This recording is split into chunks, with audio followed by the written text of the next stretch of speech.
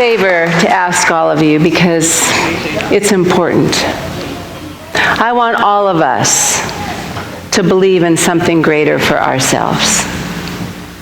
Because that's when God dreams through us, it's always to pull us into a higher recognition of who we are truly. So I'm going to ask that just melt yourself a little bit, because the dream I'm talking about today, it's not the dreams. Yes, I know we have vivid dreams at night often when we're asleep with thoughts and images, and those are important, but that's not the dream I'm talking about this morning. The dream I'm talking about is just what we were saying of that something greater that's here for all of us.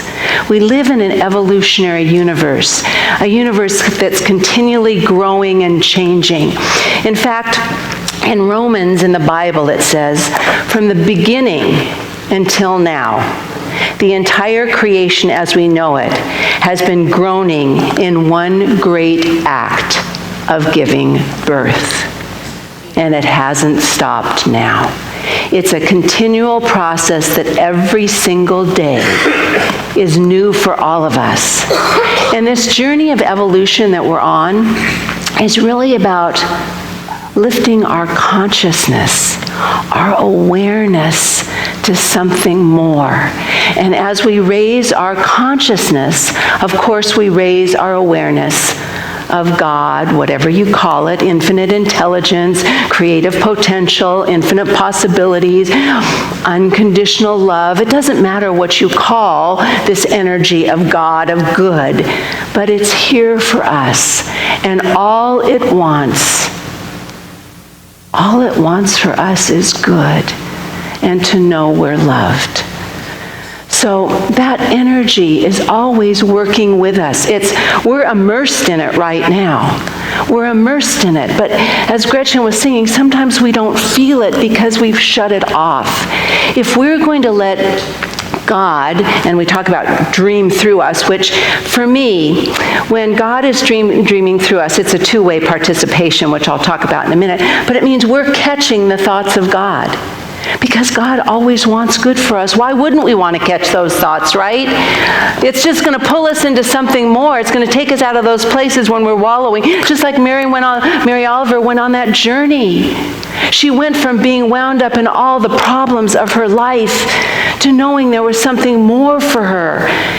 And that's what we're here to do, to be on that journey of awakening and learn how to hear God speaking to us. Now, God speaking to us, that sounds kind of interesting, because what language is God using? Well, the theologians have discussed this and talked about it for a long time. Is it Greek, Hebrew, Islamic? Is it ancient Persian? The mystics knew, because they went higher. They went way farther than just this language, because the language of God is not logical. It's not, you can't put it on a spreadsheet. It's not ordered. The language of God is creative and symbolic, and it's filled with creativity and wisdom. It's flashes of insight. It's your intuition that wakes you up. That's the voice of God. But you know, the voice of God also is silent, because we can't hear or feel those things if we haven't quieted our mind first. So the language of God is the first thing we have to understand, is how does God speak to us? And all of us is a little bit different, because it's creative and it's intuitive and expresses a little differently for each and every person. So if we were to say, how does God speak to me? Well, let me ask you. I will tell you, number one, God speaks to us through our spiritual practices. How are you doing on that? We have to have spiritual practices, because we need time, first of all, as I said, to quiet our minds. As my dear boyfriend Rumi says, be like a tree and let the dead leaves fall. We need to make the space for that voice of spirit and goodness and divine guidance and the something more to come to us. So we need to be silent. So we need that time of quiet meditation and contemplation. And then, of course, when we give our prayers and do our prayers, We're speaking with God in the language of prayer, but it comes from the heart. The language of God is in the quiet and in the heart. So when I tell you during times of meditation, let your mind, that chattery little busy box, you know what I mean? All the time. Let it rest on your heart, because you're never, ever, ever alone when we allow ourselves to just be in that place and space. Remember, when God's speaking through our spiritual practices. Now, what happens is when we're going on this evolutionary cycle, raising up to something more, remembering that we are part of this cosmic evolution. It's not just us. This is happening throughout the universe. And I read in some article, and of course I don't have all the numbers right, because numbers aren't always my favorite thing, but there's a septillion planets in the universe. Do you know how much that is? It's billions and billions and billions and billions, and we're part of it. That same creative energy that created all of that, we're part of. Wow. So if we can just remember this evolutionary cycle is lifting us up, and let our spiritual practices take us there. What is the practice that works for you the best? That's the way to let God dream through you. Because Spirit only works for us as it works through us. His teachings taught us that we are co-creators with God. We can't do this alone. When we talk about in his teachings, he would say, ask and it shall be given. We have to do what? We have to ask. Seek, we have to do the looking, and we will find. Knock, and the door will be open. We have to be co-creators. I want you to imagine, all of us have been put here to be our own unique little sparks of light in the world. Wouldn't you agree? You know, to be a little spark of light, to make life better. Well, if you think of a light bulb, it's a light bulb. It's not light until it finds a current, a plug, a battery, some energy and power to plug into. And the same with us. We have these vessels. We are here as humans, but until we plug into Spirit, we can't possibly give the light, give the understanding, be part of something greater. So we have to find the plug that lights us up. Do you get it? How many of you are plugged in right now? All right. Well, I want you to be working on it, because that's what we're here to do, to make ourselves receptive to the good that's already there. And of course, it starts with faith. If we don't have faith that there is something greater, we can't use it. We have to accept that and have faith in it first, and then we could use it. It's like the little boy. And I'm sure you've heard this, but I love this story. This little boy was diligently coloring and creating, and someone walks by and says, "Oh, what are you doing?" And the little boy goes, "I'm drawing a picture of God." And the wise man goes, "Oh, well, I didn't think you knew what God looked like." And the little boy looked up at him and says, "Well, I don't yet, but I will in a few minutes." That's the faith you and I have to have.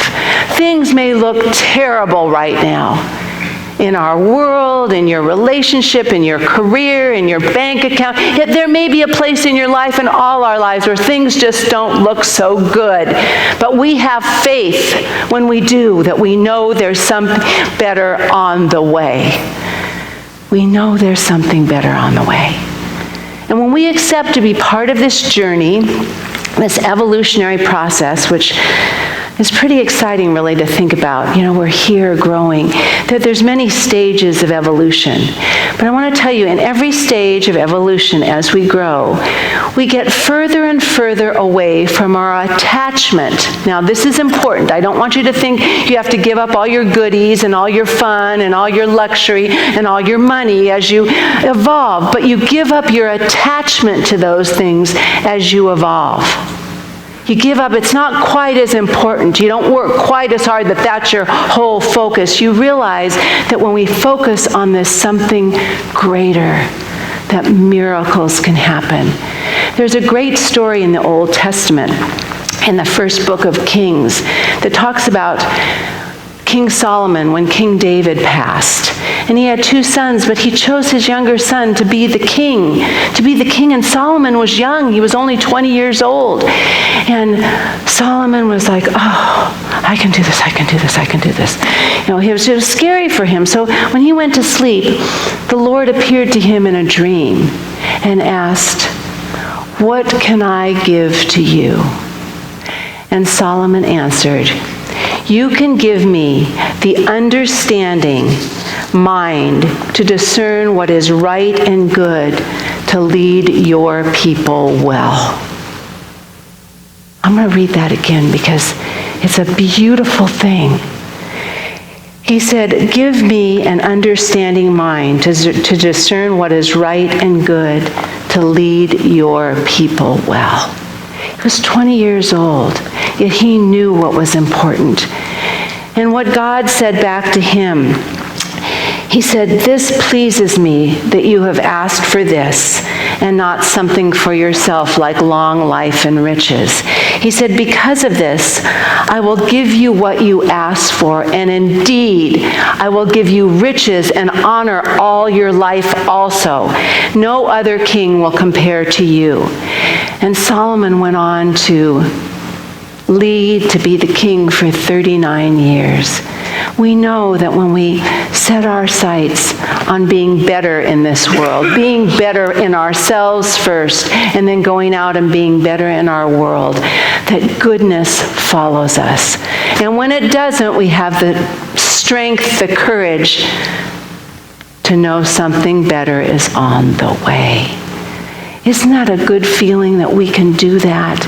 So this morning I thought, when we actually do the process of visioning, if we want to be attached to something greater, it's like Jesus taught in his co-creative process, we have to ask, we have to be in the question, we have to be there, we have to participate, that we can do a process to catch the thoughts of God.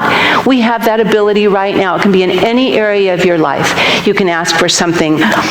What's my next step? What's your highest vision for me right now? What's the highest vision for my relationship, my job, you can focus it anywhere. The thing is, the language of God speaks back to you, and it's not always what your intellect wants to hear. You have to push your intellect aside, because it's your soul that knows the answer. It's your soul that's listening when you put yourself in that place to listen to God, to love, to goodness, to possibility speaking to you. There's something more. So we're just going to do a short visioning process now. We have the little notes in the program. If there's something comes to you later, you can jot them down. But I want you just to join with me. This will be a very short process. I want you to just put your feet on the ground. Remember, you are the vessel, the vehicle, the open channel for love, for goodness, for possibility, for God to flow through you. So unwrap yourself so you are open and available. As we just in the very first moment, when we close our eyes, if you feel so called to do so, and let the feeling nature of your being feel the essence, the presence of God's love everywhere. Feel this room filled with that quality of goodness, that light, that bright, that sparkly goodness of God's love. That love that's always there for us, working for us, pulling us to something greater as we allow it and co-create with it and work with it. So let those sparklies, that love, that goodness of God, just be present now everywhere. Be an open vessel. As we open the channel, as we open our receptivity and availability to the good, as we open it by asking, what is God's highest vision? What is God's highest idea? And then you may finish that by saying, for my life, for my relationship, for the InSpirit Center, for the world, whatever it is. What is God's highest idea and vision for my life right now?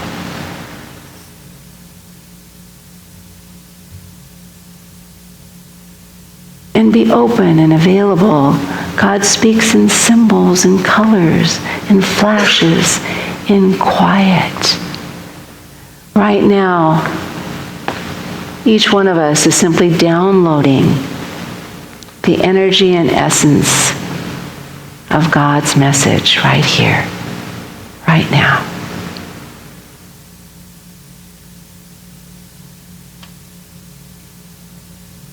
And if we were doing a longer visioning, we'd wait a longer time to listen to what is God's highest vision.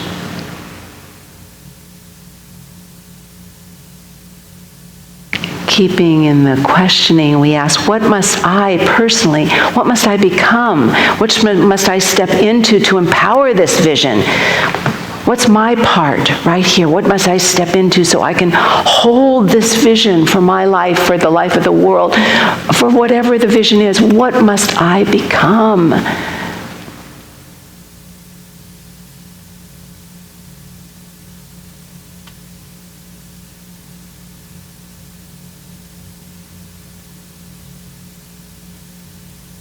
And what must I let go of in order to make space?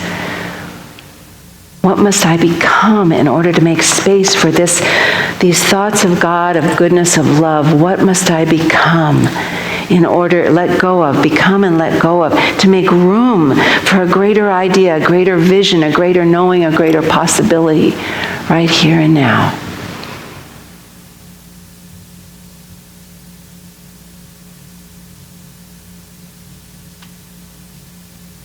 And what must I embrace? What must I embrace, hold on to? What must I just embrace right now to, again, empower this vision, this goodness, this possibility to grow and to become my life right now? Remembering our soul. This language speaks to our heart, speaks to our soul. We may not understand, but God and our higher self are in communication now in this process of catching the thoughts of God. And just asking, is there anything more that wants to be revealed at this moment right here and now? Just anything that I need to know in this moment.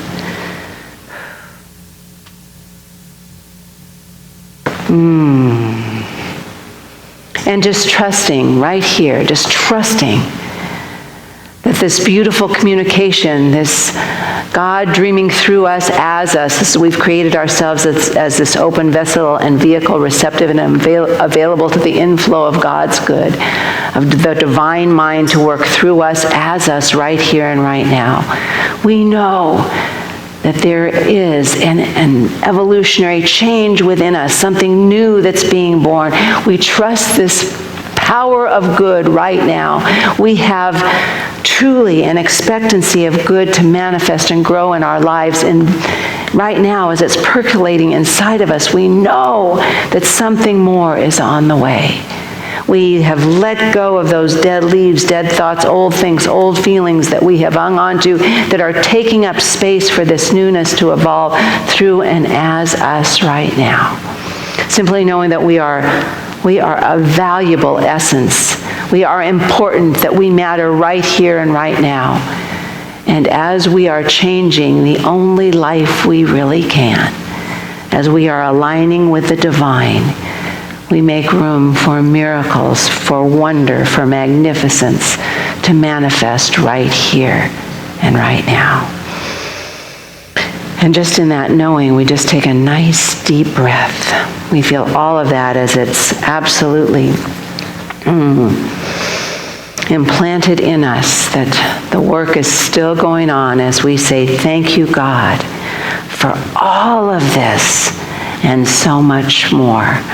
As we allow ourselves to be used as a vessel for goodness to be manifest in this world and in our lives, we say thank you, thank you, thank you. And we close this by saying, and so it is.